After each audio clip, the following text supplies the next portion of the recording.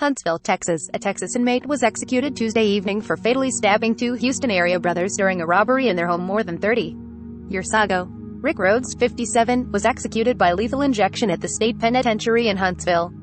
He was condemned for the September 1991 killings of Charles Allen, 31, and Bradley Allen, 33.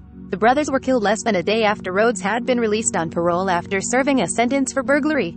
The U.S. Supreme Court declined to delay Rhodes' execution over claims his constitutional right to due process was being violated because he was being prevented from pursuing allegations that some potential jurors at his trial might have been dismissed for racially discriminatory reasons. We hope the Allen family finds peace after nearly 30 years of waiting for justice for their loved ones. The death penalty should be reserved for the worst of the worst, and a Harris County jury determined long ago that this defendant fits the bill. Let us honor the memory of the victims, Charles and Bradley Allen, and never forget that our focus has and always will be on the victims, Harris County District Attorney Kim Uggs said in a statement.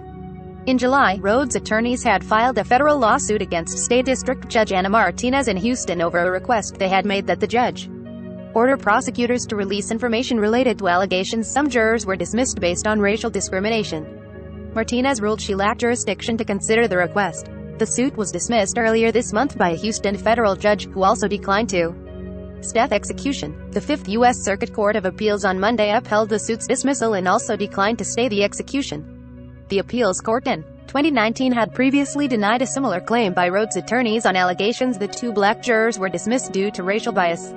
Rhodes is white. Rhodes' attorneys had previously unsuccessfully argued in other appeals that his constitutional rights were violated when childhood photos depicting Rhodes in normal, happy activities and designed to show he was nonviolent and would do well in prison were excluded during his trial's punishment phase.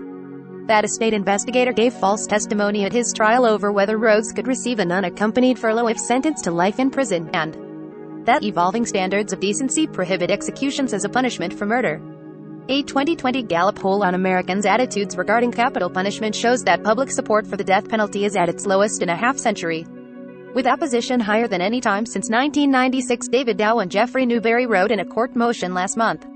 Rhodes had a long criminal history, including convictions for burglary and auto theft in Florida, Iowa, and Texas when he broke into Charles Allen's house in the Houston suburb of Pasadena. The home, located near where the siblings' parents lived, had just been custom-built for Charles Allen, and he had invited his brother to temporarily live with him. The two brothers had recently gone through separate divorces. Charles Allen, who played the piano and had dreams of a musical career, worked as a chemical operator at a local refinery. Bradley Allen worked as a freelance. At trial, prosecutors told jurors the siblings were asleep when Rhodes broke into their home in the early morning hours and attacked Charles Allen as he was in his bed. Bradley Allen was killed when he came to his brother's defense. An arrest in the case wasn't made until about a month later when Rhodes was caught burglarizing an elementary school. While in custody, Rhodes confessed to killing the brothers, but he claimed it was done in self-defense after exchanging words with Charles Allen as Rhodes took a walk at 2:30 a.m. "I was tired of running. I wanted to tell what happened," Rhodes said in his confession. Rhodes was the third inmate put to death this year in Texas and the sixth in the U.S. 4 more executions are scheduled for later this year in Texas, the nation's busiest capital punishment state.